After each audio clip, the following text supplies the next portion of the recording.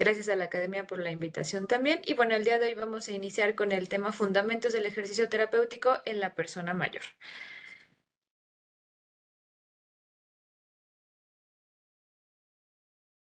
La orden del día va a ser, vamos a abarcar primero algunos conceptos básicos, posteriormente las capacidades motoras y condicionales y coordinativas y qué tienen que ver con el ejercicio terapéutico, cuáles son realmente los componentes esenciales del ejercicio, cuáles son los principios básicos, la evidencia científica y algunas conclusiones sobre la misma. Vamos a empezar primero definiendo tres conceptos importantes porque es de vital importancia saber cuál es la diferencia entre actividad física, ejercicio y deporte. Bien, la actividad física, como sabemos, es cualquier movimiento que va a generar el cuerpo y que va a producir, este va a ser producido por músculos esqueléticos y que va a demandar un gasto de energía. Es decir, cualquier movimiento que genere los músculos que gaste energía, eso va a ser actividad física, ¿ok? Como lo es caminar, como lo es hacer labores de la casa, etcétera. En cambio, el ejercicio va a ser un acto motor sistemáticamente repetitivo, que es el medio fundamental del entrenamiento, es la base fundamental de un entrenamiento o de un programa de ejercicio. Va a tener componentes que vamos a ver más adelante, como el famoso FIT o ya progresivamente el famoso FIT BPD, lo vamos a ver cada uno de estos componentes y a qué se refiere, y este tiene como objetivo a hacer cualquier o alguna terapéutica, ¿no? Tratar alguna cualidad. Ese es el objetivo del ejercicio, que tiene realmente un fin, a diferencia de la actividad física, que no tiene realmente un fin, que puede ser algo recreativo, puede ser algo social, etcétera. También va a ser esta unidad elemental del proceso de cada entrenamiento, el ejercicio, y va a estar destinado, como ya decíamos, a desarrollar una capacidad motora o varias. Casi siempre se le da prioridad a una, pero no dejamos de lado las demás. Es una actividad que no va a ser reglamentada y que va a provocar cambios determinantes en una cualidad que yo estoy entrenando, ¿ok? Esto lo dijo Platonov desde 1990. En cambio, el deporte, a diferencia del ejercicio terapéutico, va a ser una actividad de predominio físico y también intelectual, pero que va a tener dos diferencias importantes. Una es que va a estar reglamentado. Dos, que implica competencia, no así en el ejercicio terapéutico, y que su desarrollo va a estar institucionalizado. Es decir, la primera, que es actividad física, solo es el movimiento de los músculos y que va a generar un gasto de energía. La segunda, que es el ejercicio terapéutico, esta va a tener un objetivo terapéutico y va a tener ciertos componentes importantes. Y el tercero, como ya decíamos, es reglamentado, es competitivo y es institucionalizado. Las tres diferencias, ¿no? Entonces, ahora vamos a hacer un pequeño ejercicio. Por ejemplo, el barrer, ¿qué sería? Alguien que pueda desbloquear su micrófono, si lo pueden escribir. Barrer, ¿qué sería? Actividad física, ejercicio o deporte. Este, los micrófonos están silenciados Ah, automáticamente, ok. entonces si en el chat lo ponen, le aviso, doctora. Sí. Si no, vamos a... Ok, actividad Ya, física, ya perfecto, muy físico. bien. Perfecto, muy bien. Ahora, lavar trastes, ¿qué sería? Actividad física, deporte, ejercicio. Muy bien, actividad física. Ajá, pasamos a la siguiente. Ir al gimnasio, ejercicio. Perfecto, porque estamos desarrollando ahí una cualidad. Ya sea que vayamos a ir a la bici, que vayamos a hacer pesas, estamos desarrollando una cualidad o una capacidad motora, ¿no? El fútbol, evidentemente, es deporte. El baile, ¿cómo lo clasificarían?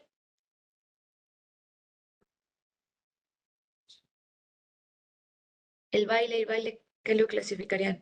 Algunos están poniendo deporte, depende el baile, porque ahí ya hay algunas competencias, exactamente. Si es por competencia, pues lo podríamos clasificar en deporte. Si es solamente como algo recreativo, puede ser actividad física, como que implique el gasto de energía. Bañarnos, pues sería una actividad física. Natación sería un deporte. Y el hecho de caminar, ¿qué sería? Caminar, ¿qué sería para ustedes? Actividad física, deporte o ejercicio. Ajá, Miriam puso actividad física o incluso ejercicio. Bien, Esta la puse en mayúsculas porque puede quedar en ambas, ¿ok? Dependiendo, si tiene todos los componentes, podemos llamarle ejercicio, pero si solamente el paciente refiere que está caminando 10 minutos al día, pero no cuenta la intensidad, no cuenta la velocidad, no cuenta el tiempo, el tipo, no lo progresa, realmente se quedaría solamente en actividad física, ¿ok? Pero vamos a ver más adelante cuáles son las diferencias, ¿no? Entonces, vamos a llamar a condicionamiento físico al desarrollo de las capacidades tanto condicionales como coordinativas para desarrollar un rendimiento físico a través del ejercicio. Va a consistir en preparar al cuerpo para que éste esté en buenas condiciones y sea apto para practicar tanto un ejercicio como un deporte. Y esto se va a lograr mediante ejercicio físico regular, constante, nutrición adecuada y descanso adecuado también. Como ya recordábamos, este ejercicio va a estar relacionado, destinado para desarrollar una capacidad motora. Esa es la diferencia en cuanto a actividad física, ¿ok?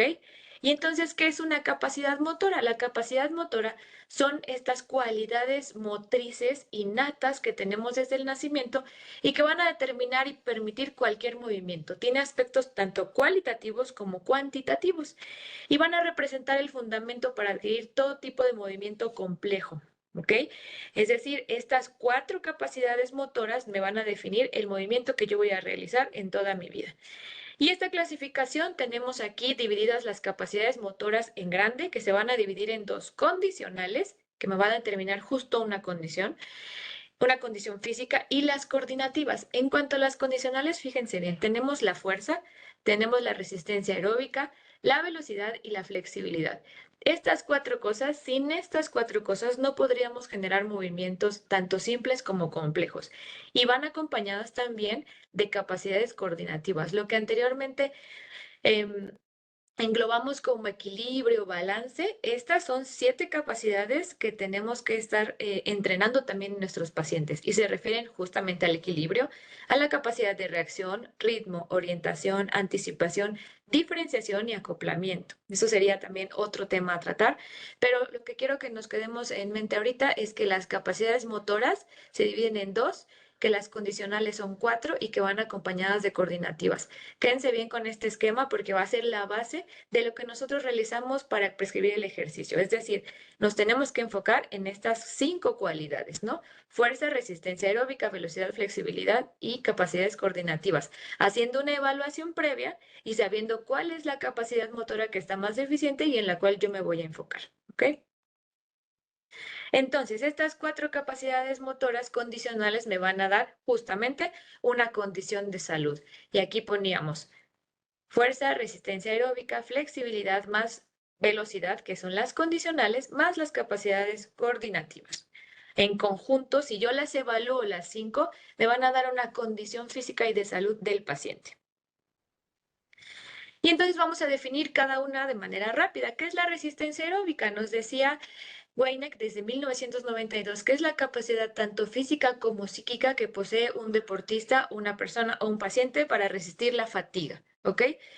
Les pongo aquí el ejemplo en la imagen de maratonistas que tienen esta capacidad no solamente física para poder aguantar un maratón, que son 42 kilómetros, sino la capacidad mental de poder resistir esta competencia, ¿no? Posteriormente, un año antes, en 1991, Mano nos decía, es la capacidad de resistir esa fatiga, pero ante trabajos de duración prolongada.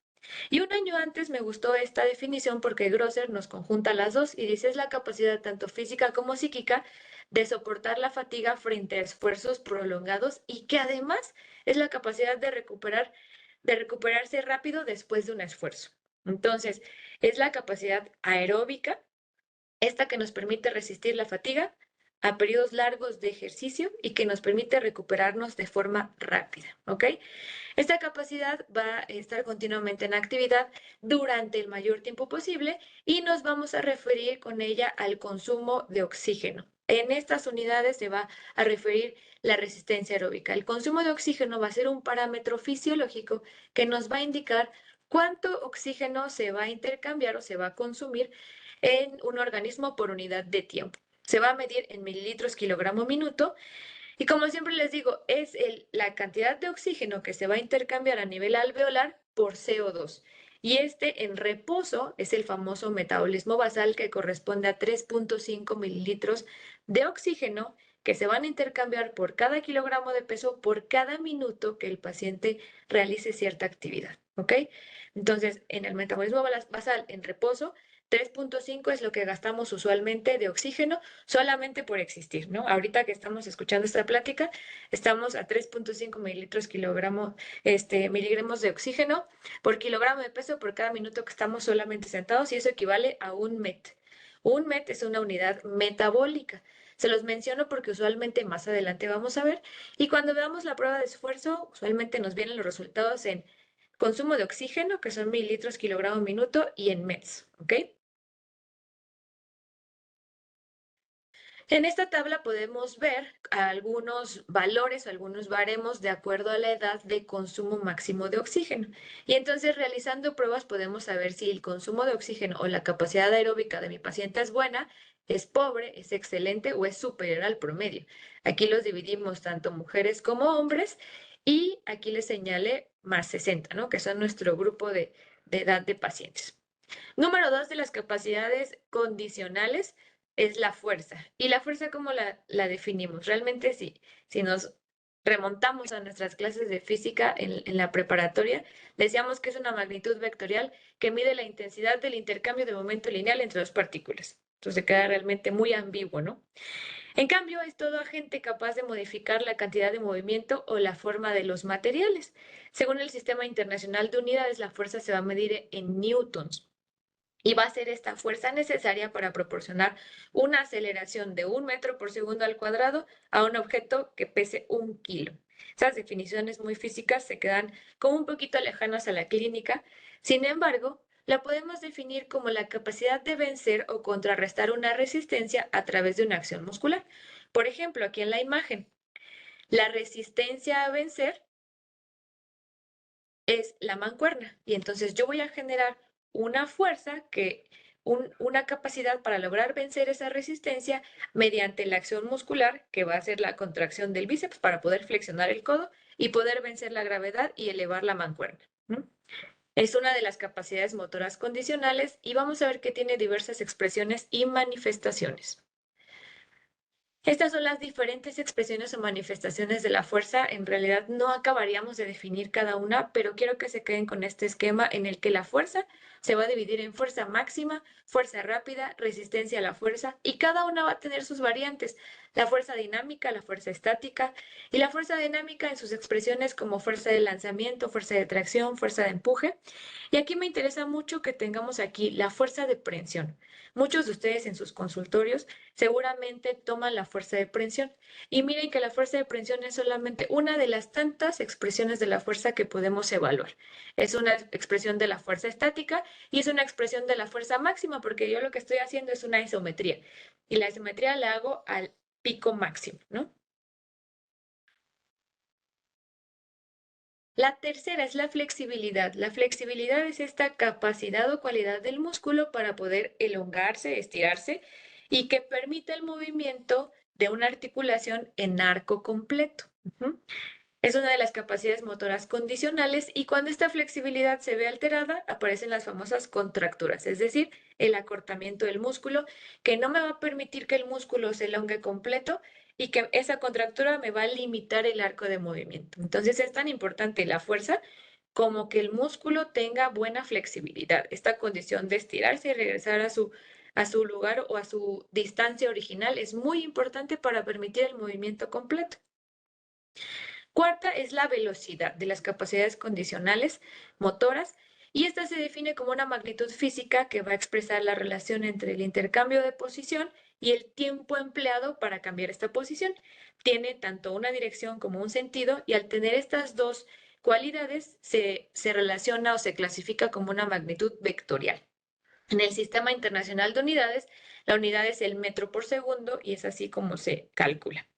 Es un componente importante de la velocidad para generar potencia. Nunca se les olvide que la potencia en física es el resultado de la fuerza por la velocidad.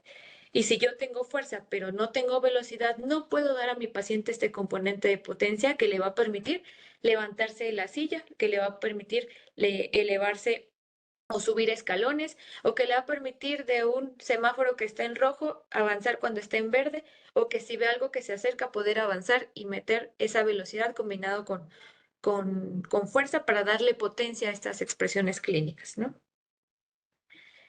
Recordemos el punto de corte de la velocidad de la marcha, que ya recordábamos que era 0.8 metros sobre segundo, en los más actuales hasta 1 metro por segundo.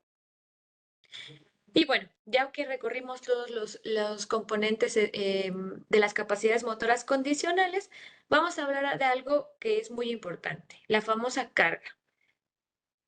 Y aquí en vez de poner la garra, diría la carga, ¿no? La carga, para mí, va a ser esta unidad fundamental del entrenamiento. Sin una carga, yo no puedo generar adaptaciones a través de unas respuestas, ¿ok? Entonces, la carga va a ser importante. ¿Qué tanto le voy a poner de ejercicio a mi paciente? ¿Cuántas repeticiones le voy a poner? ¿Cuánto peso le voy a poner a esa mancuerna? ¿Ok? ¿Cuánto le voy a dejar de watts a la bicicleta? Esa es la carga. Y la carga la podemos definir de la siguiente forma. La carga va a ser un estímulo, ya sea un estímulo en tiempo, en repeticiones, en peso, en revoluciones por minuto, etc. Esa carga que yo voy a tener o ese estímulo me va a generar, no es que llegamos inmediatamente a las adaptaciones. Para llegar a adaptaciones necesito generar respuestas fisiológicas. Y entonces cuando yo subo al paciente a la bici, que estoy haciendo un entrenamiento o una prueba de esfuerzo, en el paciente voy a generar primero respuestas fisiológicas que son inmediatas. Estas pueden ser aumento de la frecuencia cardíaca, ligero aumento de la presión arterial, aumento de la frecuencia respiratoria, etcétera, ¿no? Estas respuestas, conforme va pasando el entrenamiento, me van a generar después de ciertas semanas y depende del tipo de ejercicio, adaptaciones, ¿ok? Entonces, quiero que se queden con que no es solo pasar del ejercicio a la adaptación, sino hay que pasar por respuestas que se van a ir sumando poco a poco y lo veremos en la famosa supercompensación. Entonces, la carga va a ser tan importante saber cuánto le voy a poner, qué tanto es tantito, ¿no? Entonces, aquí en azul, este esquema es muy bonito porque en azul tenemos las cargas de entrenamiento. Esta zona de en medio es la zona en la que si yo le pongo una carga adecuada a mi paciente, me va a generar esas respuestas y esas adaptaciones. Pero si yo le pongo una carga que es muy bajita, es decir, que está por debajo del umbral, va a ser una carga que no me va a generar ningún efecto. Por ejemplo, si el paciente está muy fuerte y yo le pongo una mancuerna de 2 libras y le pongo a hacer el curl de bíceps, entonces esa carga va a ser muy bajita, ni siquiera me va a llegar a la zona de entrenamiento que me va a generar respuestas y adaptaciones. Hay una carga de mantenimiento que me sirve para justamente cuando el paciente está avanzando sus entrenamientos, poder dejar esta carga de mantenimiento para que no pierda los efectos. Y del otro lado, en el otro extremo tenemos, si le pongo muy poquito, no me genera nada, pero si le pongo mucha carga al paciente o una carga excesiva, esto me va a generar algo nocivo para mi paciente. Por eso se llama también carga nociva.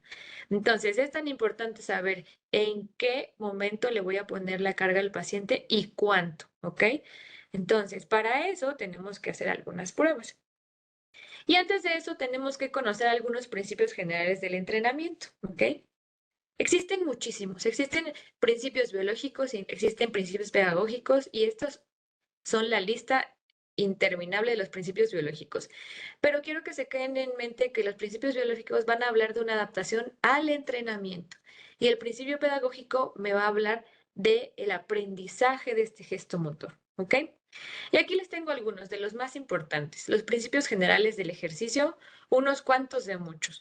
El principio del estímulo eficaz, como ya decíamos, que el tiempo de carga supera un umbral determinado, lo cual permite un aumento del rendimiento. Es decir, que este estímulo me quede exactamente en esta zona, que no me quede por debajo como una carga sin efecto y que no me quede como una carga nociva. ¿Ok? El principio de la carga individualizada. Este dice que los estímulos del entrenamiento se corresponden con la capacidad de carga psicofísica, con la tolerancia y las necesidades individuales de cada persona. Entonces, para hacer una carga individualizada, tengo que hacerle al paciente, a cada uno de ellos, una prueba inicial que me permita evaluar su 100% y de ahí poder prescribir mi entrenamiento.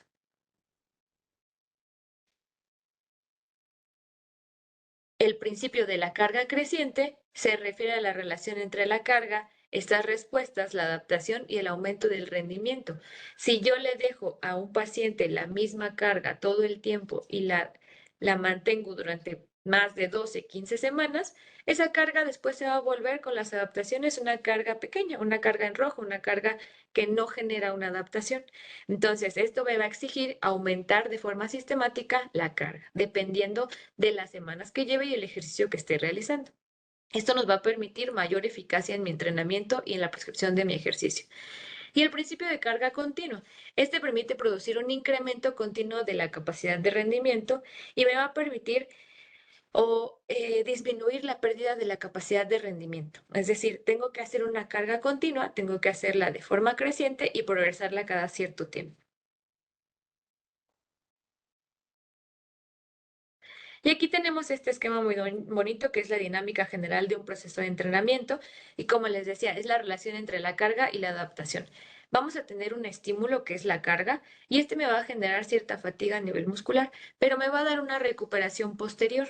Esto me va a generar la famosa supercompensación para finalmente tener una adaptación. Y lo vamos a ver en estos esquemas. La supercompensación es este estímulo, ¿no? Aquí tengo la parte basal. Empiezo a darle a mi paciente el entrenamiento y este va a ser el estímulo, ¿no? Aquí voy a tener el estímulo de carga, voy a llegar al número 2, que es la basal, y voy a tener aquí un entrenamiento, ¿no? Después, posteriormente, voy aquí la relación carga-reposo. Cuando yo termino aquí mi entrenamiento, genero una pequeña supercompensación, que es este estímulo. De aquí vuelvo a entrenar al paciente, tengo un estímulo, genero una fatiga, genero un reposo y vuelvo otra vez a la carga basal, pero esto es sumatorio, ¿no? Aquí. Si no llevo al paciente a un entrenamiento adecuado, es decir, si tengo una recuperación muy corta o la carga muy grande o excesiva, como es la que teníamos en gris de este lado, lo que voy a hacer es que yo no dejo que el paciente recupere, es decir, hago entrenamientos en el caso del fortalecimiento entre menores de 24 horas y entonces empiezo, dejo el estímulo, genero aquí la fatiga, regreso a la parte basal, pero aquí no dejo que regrese a la parte basal. Aquí regresaría a la parte basal en las 48 horas aproximadamente. Pero aquí empiezo, antes de que recupere y llegue a la parte basal, le meto otra vez el estímulo. Y entonces otra vez el estímulo cada 24 horas. Es el típico ejemplo de cuando vamos a entrenar fuerza todos los días, ¿no? Entonces yo entreno aquí un día fuerza y luego trabajo el mismo grupo muscular a las 24 horas y entonces no dejo que este músculo llegue a la adaptación que yo quiero. Esta supercompensación y la supercompensación número 3, donde la recuperación es muy corta o la carga muy grande y esto reduce la potencia de mi entrenamiento. Y todo lo contrario, la supercompensación número 4, que es en la que al contrario de tener periodos cortitos, tengo periodos de recuperación muy largos. Es decir, si me voy hasta 72 horas para poder meter el estímulo otra vez, esto me va a provocar estancamiento en el entrenamiento. Es decir, estoy en el basal, pongo el entrenamiento, dejo que llegue a la basal, pero realmente este sumatorio ya no lo dejo. Tendría que entrenar aquí al paciente para que fuera sumando como en las anteriores. Entonces yo dejo que regrese otra vez al basal y es como empezar de cero. No son unas respuestas y adaptaciones que se vayan sumando, sino por el tiempo prolongado caigo en el estancamiento. Bueno, y entonces ahora, ¿cómo se prescribe el ejercicio? Primero tenemos que hablar sobre los componentes esenciales y como decíamos, al principio se creía que solamente estaba formado del FIT-BP, en frecuencia, intensidad, tipo y tiempo, pero posteriormente progresamos a aumentar volumen, progresión y densidad. Entonces, todo el ejercicio, ya sea aeróbico, de fuerza o capacidades coordinativas, deben tener frecuencia, intensidad, tipo, tiempo, volumen, progresión y densidad. ¿Y a qué se refiere cada uno? La frecuencia va a ser el número de veces que el ejercicio se va a realizar en un periodo de tiempo en concreto, generalmente en una semana. Para el ejercicio aeróbico nos recomienda siempre la OMS de 5 a 6 días de la semana, se puede realizar diario con un día de descanso. Y en el caso del fortalecimiento, realizarlo, como ya decíamos, 3 o 4 veces por semana, no en días seguidos, no del mismo grupo muscular. El tipo se refiere, vamos aquí en la F, frecuencia. La intensidad la dejaremos al final porque tiene un poquito de mayor prescripción. Y vamos ahora a la T de tipo. En el caso del ejercicio aeróbico tenemos más tipos. ¿Cuál sería el tipo? Puede ser una caminata, natación es ejercicio aeróbico, trote, correr, bicicleta, escaladora, etcétera, ¿no? Y otra forma o otro tipo de ejercicio aeróbico es la forma de entrenamiento, que puede ser continuo o interválico. El continuo, aquí por ejemplo tenemos un esquema con un mecanismo que es el Polar, es un sensor que se coloca a nivel pectoral y ese nos va a cuantificar la frecuencia cardíaca.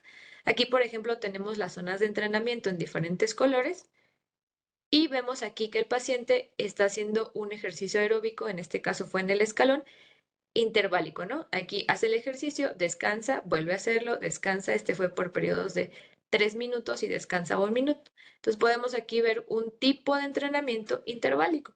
Cuando es continuo, aquí vemos la parte basal, se eleva, llega a un entrenamiento, hace una meseta y cuando termina el cierto tiempo prescrito, ya disminuye acá, ¿no? Entonces el tipo puede ser tanto en la forma que voy a hacer o la actividad que realizaré, o el tipo en cuanto al entrenamiento. ¿Cuál es el mejor para el adulto mayor? Pues el que tenga menor impacto articular, el que tenga mayor ergonomía y el menor riesgo de caídas. Y estas pueden ser algunas de las opciones que tenemos y que podemos utilizar tanto en nuestro consultorio, que este es un cicloergómetro de brazos muy rústico, pero que es bastante funcional. ¿Por qué? Porque en este podemos visualizar la intensidad mediante las revoluciones por minuto. Y estos son unas bicicletas recumbentes en las que podemos realizar hasta pruebas de esfuerzo en manivela y que si se fijan aquí el asiento es demasiado ergonómico para la zona lumbar, no son asientos o no son bicicletas como las de spinning en las que el paciente está el manubrio muy por debajo de la zona de la cadera, ¿no? Y por último, otro que actualmente estamos utilizando es el escalón. El escalón es subir y bajar al paciente y esto es ejercicio aeróbico, ¿ok? También podemos hacer pruebas de esfuerzo en esta con fórmulas de regresión para calcular también el consumo máximo de oxígeno y también al evaluar podemos entrenar. Se mejoró su inmunidad. En cuanto al tiempo, ¿cuál es el tiempo recomendado intrasesión? ¿Qué nos dice la televisión? ¿Qué nos dice la radio? El famoso 30 minutos al día, ¿no? Pero ese 30 minutos al día, ¿de dónde sale? Las recomendaciones de la OMS se dice que para personas adultas y adultos mayores se recomienda en realidad los mismos minutos. Al menos entre 150 y 300 minutos si la actividad o el ejercicio aeróbico va a ser de intensidad moderada, ¿ok? Y si va a ser de forma intensa, se recomienda al menos entre 75 y 150. Es decir, cuando interrogamos al paciente, ¿usted realiza ejercicio de forma continua? Sí, camino. ¿Cuánto tiempo? ¿Cuántos minutos? ¿Cuántos días lo hace? Y sumamos los minutos que realiza esa actividad, bueno, ese ejercicio terapéutico, si es que tiene todos los componentes. Entonces, debemos realmente pegarnos un poco a estas recomendaciones, pero recordando que solamente son recomendaciones. Es lo mínimo necesario que deberíamos hacer nosotros como personas adultas y nuestras personas mayores. Al menos 150 a 300 moderado, de 75 a 150 de forma intensa.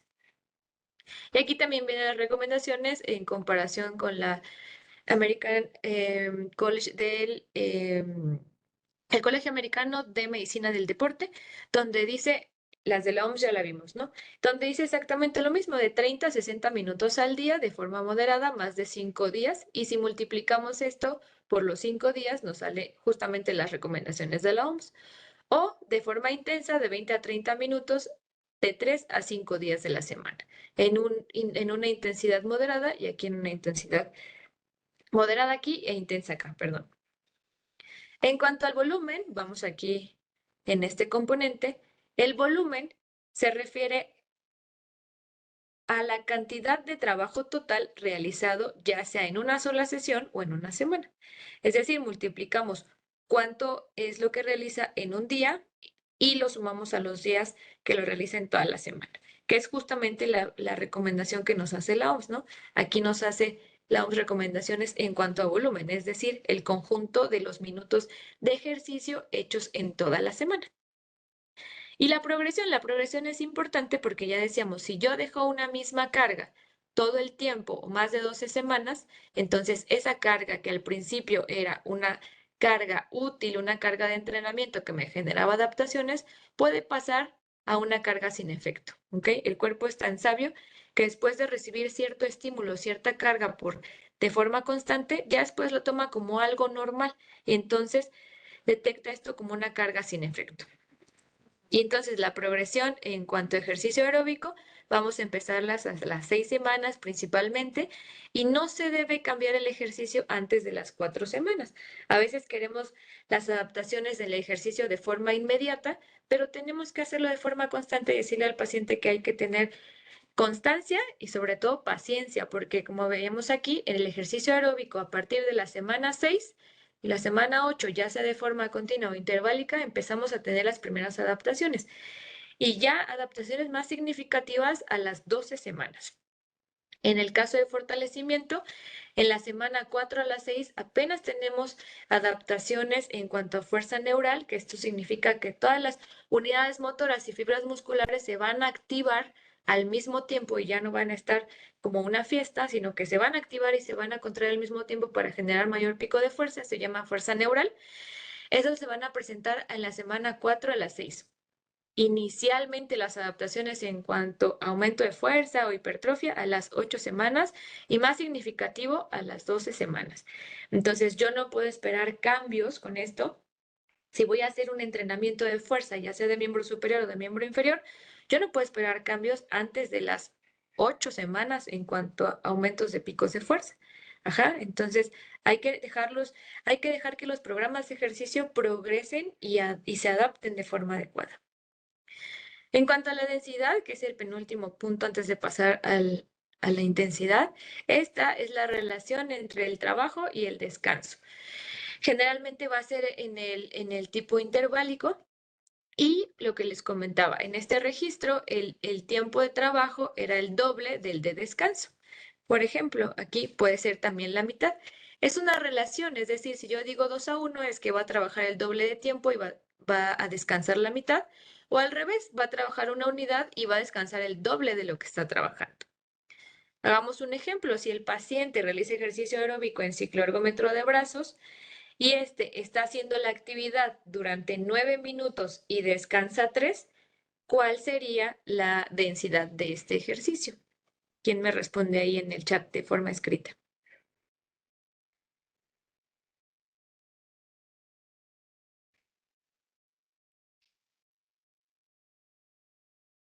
Recuerden, la relación es 9 minutos y descansa 3. Entonces está trabajando exactamente. Bien, César, Mariana. 3-1. Está trabajando el triple de lo que descansa. ¿Ok? Entonces a eso se refiere con la densidad. ¿Ok?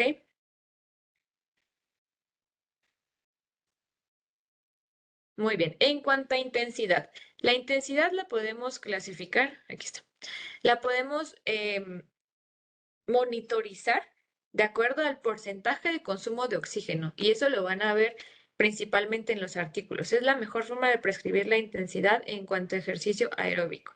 También la podemos prescribir de acuerdo a los watts o también por percepción de esfuerzo, como en la escala de Borg. Es muy frecuente que usualmente la monitoricemos por frecuencia cardíaca, aunque no es lo ideal. Que, por ejemplo, pacientes con fibrilación auricular, donde no tienen una frecuencia cardíaca que nosotros podamos monitorizar de forma frecuente, ahí no aplica eso. Entonces, preferimos hacerlo por consumo máximo de oxígeno, por watts, y mejor por percepción de esfuerzo, que es Borg, en el caso del aeróbico. Y aquí les tengo estas escalas. Si estamos trabajando ejercicio aeróbico, esta es la escala de Borg. La escala de Borg va del 6 al 20, donde me dice cómo es que el paciente está percibiendo ese esfuerzo. Es decir, está en la bici, o está haciendo el escalón, o está nadando, o está haciendo el ejercicio aeróbico, y él me va a decir si lo siente muy, muy ligero, ligero, regular, pesado, muy pesado. ¿Ok? Anteriormente, esta es la escala de Borg original. La modificada, se las muestro en la siguiente diapositiva, va del 0 al 10. Y le podemos mostrar al paciente, ya sea con números o con una escala visual de caritas, en la que cada vez va sintiendo más el esfuerzo y en el entrenamiento y en la prueba de esfuerzo el paciente nos va diciendo cómo se va sintiendo, ¿ok? Y en el caso del ejercicio de fuerza, aquí tenemos la escala de Omnires. Esta escala es justamente para el ejercicio de fuerza y también es una escala visual donde estamos desde el 0 al 10, donde 0 es extremadamente fácil, el 4 es que es algo difícil y llega hasta lo fuerte o extremadamente pesado con el número 10, ¿no? Así es que podemos monitorizar la intensidad del ejercicio, ya sea aeróbico o de fuerza, cuando estamos haciendo una prueba o cuando estamos haciendo una sesión de entrenamiento. Y aquí está la diferencia con la escala de Borg original y esta es la modificada. La modificada es que va del 0 al 10 y esta es más práctica para nosotros. Yo le puedo decir al paciente del 0 al 10 qué tan pesado siente ese esfuerzo y me puede decir más o menos, si no es que en números, con caritas, ¿ok?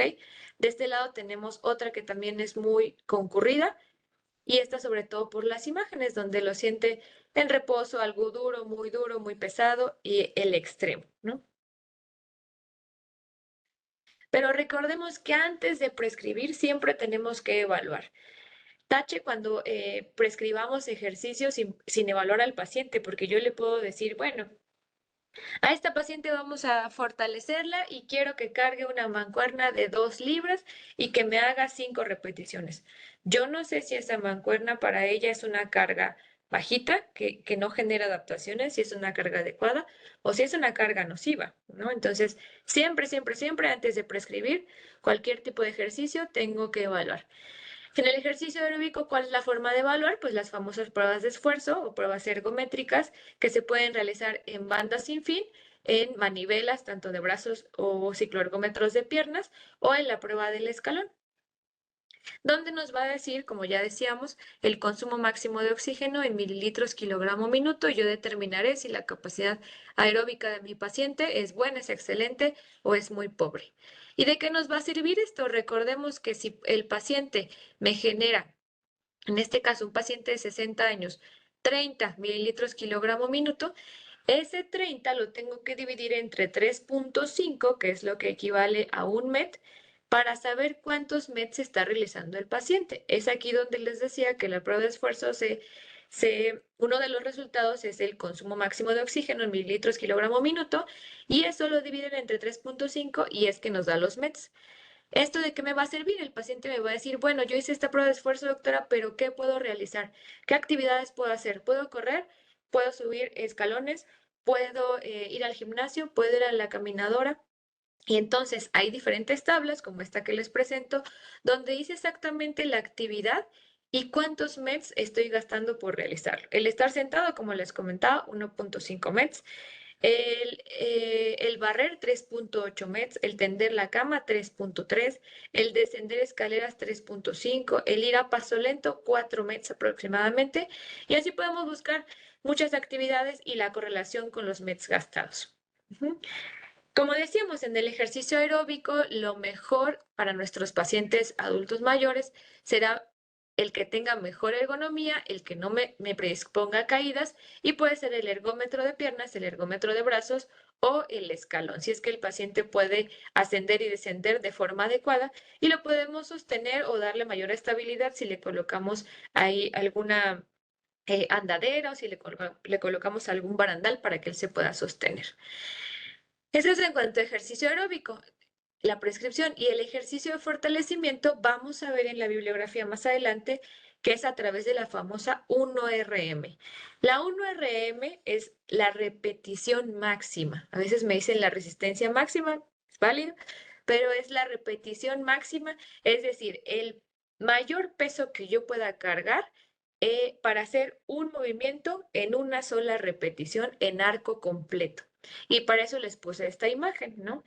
Es el mayor peso que puede cargar este paciente para desplazarlo, hacer flexión de codo y llegar hasta el arco máximo en una sola repetición, ¿ok? Eso se hace mediante una técnica individualizada, fórmulas de regresión y se calcula la 1RM, que es el máximo. De ahí es que determinamos después las formas de entrenamiento. Bueno, ¿y esto cómo lo voy a aplicar a adulto mayor? ¿Cómo es que lo voy a ver en los artículos? Para que vean, no lo digo yo, lo dice la ciencia. En los artículos que podemos ver en ejercicio aeróbico, en ejercicio combinado, vean cómo lo prescriben. Aquí nos dice el ejercicio aeróbico, el tipo es en bicicleta y la prescripción es aquí al 65% del consumo el consumo pico de oxígeno. Durante 60 minutos lo hicieron 5 días de la semana. Y lo hicieron durante 8 semanas. Fue lo que les comentaba. No tenemos que hacer la progresión o suspenderlo antes de las 6 semanas. Tiene que ser al menos 5 o 6 veces a la semana. En los porcentajes que ya decíamos, moderado continuo en el consumo máximo de oxígeno. Y la prescripción aquí se conserva de acuerdo a la Organización Mundial de la Salud, ¿no? 60 minutos, de 30 a 60 minutos, 5 días de la semana. Entonces cumple también con el volumen, ¿no? Aquí, por ejemplo, pregunta cuál sería el volumen de estas sesiones. Se hizo 60 minutos, 5 días de la semana. ¿Cuál sería el volumen en minutos? Minutos semana, ¿cuánto es? Exacto, Mario. 300 minutos, fácil. Multiplicamos lo de una sesión, 60 por los días realizados, son 300 minutos y cumple con la recomendación tanto de la OMS como de la ACCM. Otro artículo que aquí les pongo el efecto combinado del entrenamiento a 8 semanas en cuanto a ejercicio aeróbico. Miren, aquí lo hicieron mediante la frecuencia de reserva, del 40 al 70% de la frecuencia de reserva durante 40 minutos, durante 5 veces por semana. ¿Cuál es el volumen de esto? Exacto. Bien, Kenny. 200 minutos durante 8 semanas. Si se fijan, los estudios son no menos de 6 semanas, idealmente de 8 a 12 semanas. ¿No? Y aquí algunos artículos en cuanto a fortalecimiento, y estas son las mejores evidencias. En este artículo se hizo en adultos entre 60 y 80 años, una edad promedio de 65, 8 semanas de entrenamiento, adultos mayores, y los ejercicios de fuerza se hicieron al 80% de la 1RM, ¿ok? Tengan en mente que para fortalecimiento, hipertrofia, entre comillas, tenemos que estar entre el 60 y el 80% de la 1RM. Y aquí hicieron este tipo de repeticiones, 3 series por 10 repeticiones. Incluidos aquí los ejercicios de prensa en piernas, extensión de piernas, elevación de pantorrillas y dorsiflexiones del pie. Fíjense que son ejercicios que usualmente nosotros, adultos jóvenes, hacemos en el gimnasio y que a veces para el adulto mayor tenemos miedo, ¿no? Tenemos miedo de ponerle una prensa en las piernas, de que haga extensión de rodilla con peso. En realidad, esto ya está muy descrito, ya está estudiado, lo hicieron al 80% de la 1RM, entonces esto no generó ningún daño en los pacientes. La intensidad del entrenamiento se examinó individualmente de forma semanal y se hicieron las cargas adecuadas, ¿ok? Se ajustaron de acuerdo a las semanas de entrenamiento. Este artículo se los presento, les dejo ahí por si quieren ahondar más en él, pero me gustó la forma de progresión que hicieron. Un programa de 12 semanas, como decíamos, para tener las adaptaciones más fidedignas, y se hicieron estas sesiones 2 veces por semana. Y aquí lo hicieron muy detallado en cuanto a semana, de la 1 a la 12, y fueron progresando de 2 en 2. Primero hicieron al 40%, progresaron al 50, 55, 60, 65 y al máximo al 70%, ¿no? Trabajaron aquí la fuerza neural y posteriormente nos fuimos hacia la fuerza hipertrófica. También hicieron no solamente ejercicios concéntricos, sino también hicieron parte de ejercicios excéntricos.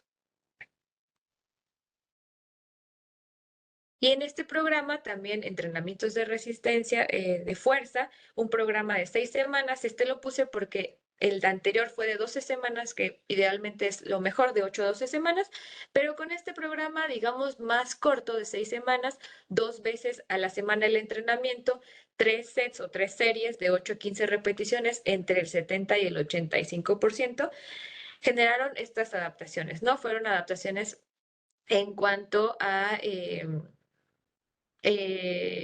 adaptaciones neuromusculares. Entonces, mencionar aquí que el porcentaje de la 1RM, no, que no nos dé miedo hacerlo por arriba del 70%. Es lo ideal para generar fuerza hipertrófica. Y aquí también el efecto del entrenamiento a 8 semanas, aquí de entrenamiento combinado, tanto de ejercicio aeróbico como de ejercicio de fortalecimiento. Ajá. Entre pacientes 29 mujeres entre 65 y 75 años. Aquí les puse, se evaluaron en cuanto a composición corporal y fuerza isocinética y mejoraron en todos los parámetros. El programa, aquí se los de 8 semanas, 2 sesiones por semana, ejercicios con bandas elásticas de 15 a 20 repeticiones y la intensidad en escala de Borg, ahora ya sabemos cuál es la escala de Borg, entre 10 y 13, que más o menos es moderado. Hicieron esta progresión con bandas elásticas. Aquí me gustó porque hicieron el detalle de las bandas de qué color, cuánto era el peso en cuanto a resistencias y cómo es que progresaron. Después a las verdes, posteriormente a las azules y de ahí cómo es que hicieron la evaluación hasta en tiempo, ¿no? Se hicieron también entrenamientos en cuanto a piernas, extensión de rodilla, flexión de rodilla, press de piernas, cadera, ejercicios de core. Realmente fue un programa muy completo. Y entonces tuvieron cambios en cuanto a la composición corporal, disminuyó la masa grasa y aumentó la masa magra en ellos. Y aquí lo podemos ver, también hicieron evaluaciones en cuanto a especies reactivas, en cuanto a proteína C reactiva. Y aquí podemos ver el entrenamiento aeróbico y el entrenamiento combinado, antes y después, ambos mejoraron. En cuanto a la interleucina 6, que sabemos que es una interleucina inflamatoria, vean cuáles fueron los cambios. El entrenamiento combinado mejoró significativamente. Todos los que tienen un asterisco es el cambio significativo. Y el ejercicio aeróbico también. No hubo ejercicio que se resistiera al cambio de la interleucina. En colesterol total, aquí sí, el aeróbico disminuyó, pero el entrenamiento combinado de aeróbico con fuerza disminuyó más que solo el aeróbico. Y en cuanto a factor de necrosis tumoral, misma historia. Entonces, no solo el ejercicio nos sirve para aumentar fuerza, para aumentar capacidad aeróbica, sino también para esta composición corporal. Aquí les regalo una de las recomendaciones que hicimos hace algunos días en conjunto con el doctor Arturo Ávila y yo.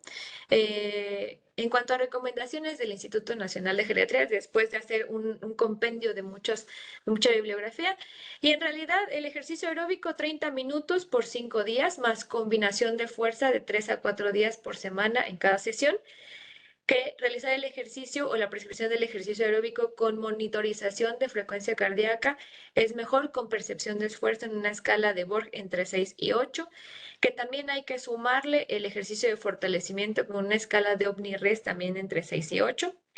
Hay que también sumar, no solamente enfocarnos solo a fuerza y aeróbico, sino también meter un programa de capacidades coordinativas donde hablemos de balance, equilibrio, marcha, reeducación de la misma, para tener un programa integral. Y hay que abarcar evidentemente todos los componentes que ya dijimos, no solamente quedarnos en frecuencia, intensidad, tipo y tiempo, sino también darle valor al volumen, a la progresión y a la densidad. ¿Qué es lo que quiero que se lleven a casa o al consultorio? Es lo siguiente, que el ejercicio tanto aeróbico como de fuerza tiene múltiples beneficios en el adulto mayor, siempre y cuando se prescriba de forma adecuada. A veces queremos que el paciente tenga, las adaptaciones de forma rápida, pero si no dejamos que progrese el tiempo para las adaptaciones y además alguno o muchos de nuestros componentes falla, jamás vamos a tener los beneficios que yo quiero. Entonces siempre se debe prescribir de forma adecuada. No olvidar todos los componentes esenciales y también hay que tener en cuenta que el ejercicio forma parte de un programa integral de rehabilitación que en conjunto con geriatría debe ser un tratamiento multidisciplinario, ¿no? Este tratamiento de rehabilitación o de ejercicio debe centrarse en desarrollar una cualidad y debe tener siempre un objetivo terapéutico. Es decir, yo tengo siempre que hacer una evaluación y después de la evaluación, tengo que ver cuál de mis capacidades motoras condicionales, que son fuerza, velocidad, flexibilidad, y resistencia aeróbica, cuál de esas o capacidades coordinativas, cuál está más deficiente. Seguramente no solo va a tener una deficiente, a lo mejor tiene 3 o tiene las 5 deficientes, pero tendré que ir poco a poco desde lo más prioritario hasta todos los componentes, ¿ok?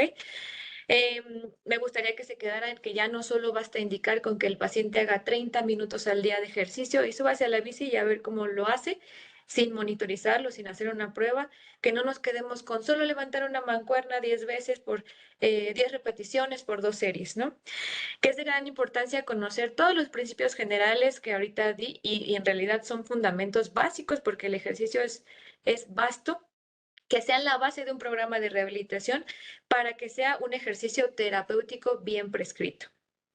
Por último, no sé quiénes hayan tenido la oportunidad de ver esta caricatura, pero recuerden siempre que la adecuada prescripción del ejercicio nos va a llevar a conseguir respuestas y adaptaciones esperadas y que el ejercicio debe ser o debe estar a cargo de un profesional de la salud que diseñe un programa de ejercicio integral e individualizado que esté en contacto con los demás médicos que atienden a ese paciente y que sea basado en todos los fundamentos que ya mencionamos en esta clase.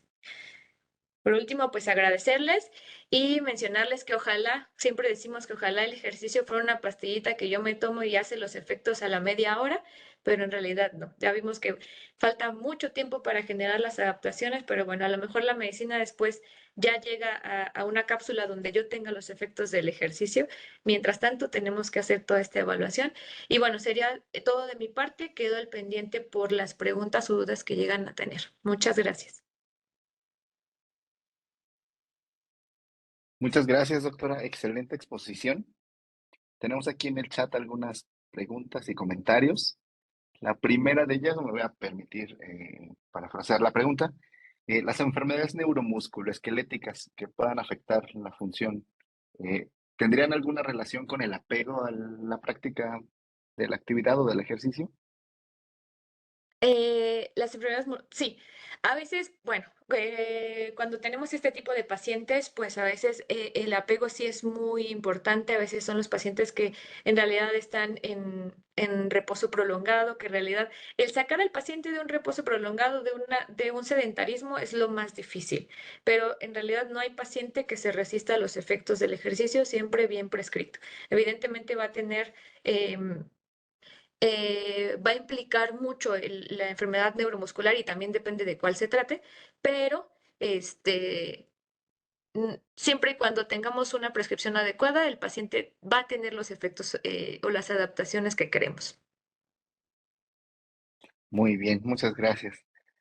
Pregunta Violeta y dice, si un paciente considera que la carga es fácil o adecuada en las primeras 3 a 4 semanas, ¿la modificación será hasta la semana sexta o podría ser No, antes? es muy buena pregunta. Por eso es que se hace una prueba en cuanto a ejercicio aeróbico, ejercicio de fuerza, y hago una sesión de entrenamiento.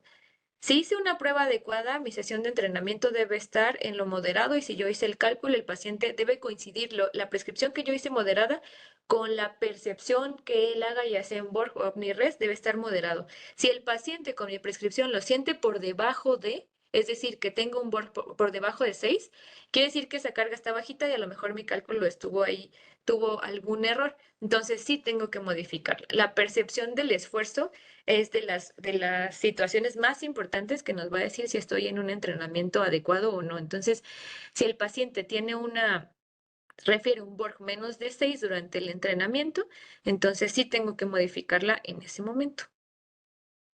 Muy bien, muchas gracias. Felipe nos pregunta, ¿es útil la fórmula de frecuencia máxima por edad? Es una fórmula muy genérica, de 220 menos edad, y de ahí sacar los porcentajes. Lo ideal es hacer una prueba de esfuerzo, ya sea en banda sin fin, aunque para nuestros adultos mayores eso implica riesgo de caídas. Tenemos que, lo ideal, hacerlo en cicloergómetro y de ahí determinar cuál es la frecuencia máxima. Ajá, entonces 220 menos la edad no la recomendamos ya que es muy genérica. Lo ideal, como les decía, es hacer una prueba. Y a ese respecto, ¿qué ocurre o qué relación hay con los medicamentos que modifican la frecuencia cardíaca? Precisamente por eso nuestra prescripción de ejercicio no va enfocada a la frecuencia cardíaca, porque hay muchos distractores o modificadores de la misma y entonces si yo me baso en una prescripción de acuerdo a frecuencia cardíaca y tiene beta bloqueadores o tiene algún otro medicamento que me modifique la misma, yo ya voy a estar sesgada. Entonces, lo más fidedigno, vuelvo a lo mismo, escala de percepción de esfuerzo. Otra más, doctora, respecto a los pacientes con insuficiencia cardíaca, con FEBI disminuida, ¿qué ejercicio les podemos sugerir?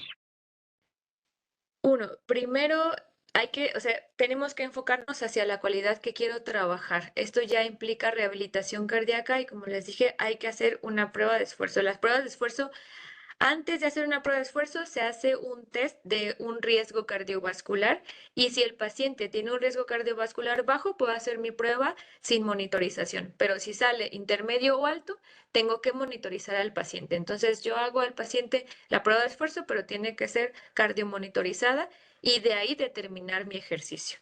Ujú. Muy bien. Grecia Lorena nos dice, para la prescripción de fuerza, ¿podemos utilizar el test de Epley?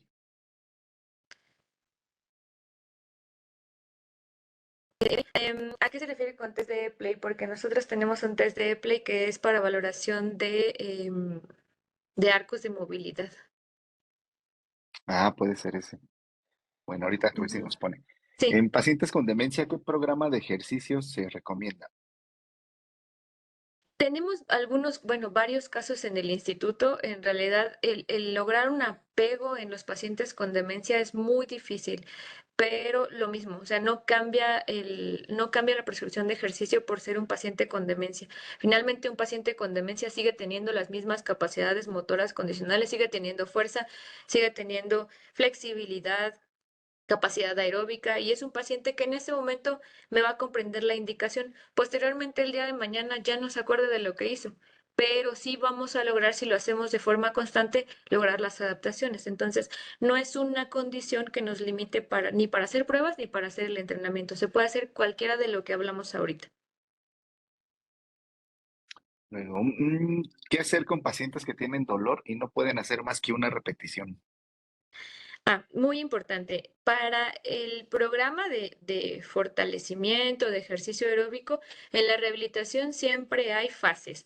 La fase uno siempre va enfocada a controlar el dolor, mejorar arcos de movimiento, disminuir la inflamación. Entonces, si yo no termino esa fase, es decir, si mi paciente todavía tiene mucho dolor, no puedo pasar a la fase de ejercicio. Es decir, primero control de dolor y posteriormente voy a hacer los ejercicios. ¿Por qué? Porque cualquier paciente que realice algún movimiento que genere dolor, no lo va a realizar y voy a provocar mayor rechazo al mismo. Entonces, primero control de dolor y posteriormente hablamos de ejercicio.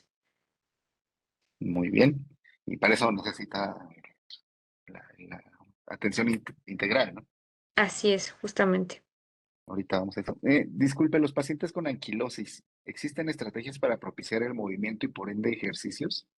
Eh, Son un poco más difíciles. En el instituto tenemos ahorita una paciente que parecía tener anquilosis.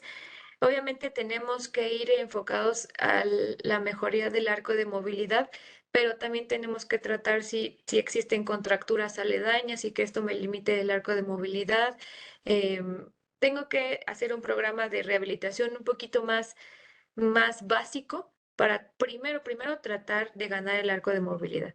Sí existen, pero en realidad a veces nos quedamos en lograr un arco funcional, a veces no lograr un arco completo, sino tratar de ganar cada vez más arco de movilidad hasta llegar a lo funcional, es decir, flexión de rodilla 90, flexión de cadera 90, es decir, que me permita hacer las actividades de la vida diaria. Tenemos otras más aquí. Si no contamos con ergometría para realizar la prueba, ¿qué otra podemos usar? Podemos realizar la prueba del escalón. La prueba del escalón ya está estandarizada, la de 3 minutos. Existe también una tesis de una doctora de rehabilitación cardíaca donde se hizo la comparación en cuanto a una prueba de esfuerzo en banda sin fin y la de 3 minutos y tiene una correlación altísima, por arriba del 85%. Entonces, se puede realizar la prueba en el escalón. Ujú. Y ya con fórmulas de regresión se calcula el consumo máximo de oxígeno y de ahí todos los parámetros que tenemos para la evaluación del ejercicio. Pero sí se puede. Nos dicen también, ¿qué opinas sobre las pruebas de la silla o de los test de metros caminando? Son muy buenas, son parámetros que nos sirven para evaluar de forma inicial y si yo tengo esa prueba inicial y hago un programa de entrenamiento, puedo con esa misma prueba evaluar el avance de los pacientes. Son pruebas que nos sirven para evaluar el avance. Entonces, bien, en realidad nosotros las realizamos en el instituto. Y finalmente, ¿qué opina de la prescripción de ejercicio con el programa Vivi Fraile? El programa de ejercicio Baby Frail viene por etapas. En realidad es un programa también que es para poblaciones en general, o sea, sí adulto mayor, pero poblaciones que clasifican a la persona mayor de acuerdo al nivel de actividad que tiene, al nivel de movilidad, y entonces da ahí unas recomendaciones. Yo lo dejaría en recomendaciones de ejercicio, no como tanto prescripción, porque ya decíamos que es de forma individualizada. Entonces, son buenas, solo hay que tomarlas como recomendaciones. Excelente. Bueno, pues por cuestión de tiempo, ya nada más para recordarles la invitación. Aquí estamos a unos cuantos días del octavo Congreso Internacional Geriatrims, donde además vamos a contar con la participación de la doctora Leslie como ponente y un taller, ¿verdad, doctora? Sí, un taller de auxiliares de la marcha. Entonces, ahí vamos a estar todos seguramente. No olviden registrarse y a los diferentes concursos, todavía en los que puedan participar. Pues muchas gracias, doctora, por su tiempo, por sus compartir el conocimiento y sobre todo, yo lo pondría por su disposición para la práctica interdisciplinaria en pos del adulto mayor, que es algo sobre lo que tenemos todavía que trabajar más y usted es una lucecita ahí que iba apoyando a conseguir este objetivo. Pues muchas gracias, buenas noches. Muchas gracias a Nos- usted, doctor, sobre todo a los geriatras, a la academia y a su gremio por permitirnos aquí hablar de nuestra especialidad. Muchas gracias a todos y esperemos les haya gustado. Muy bien. Bueno, pues nos vemos pronto. Hasta luego.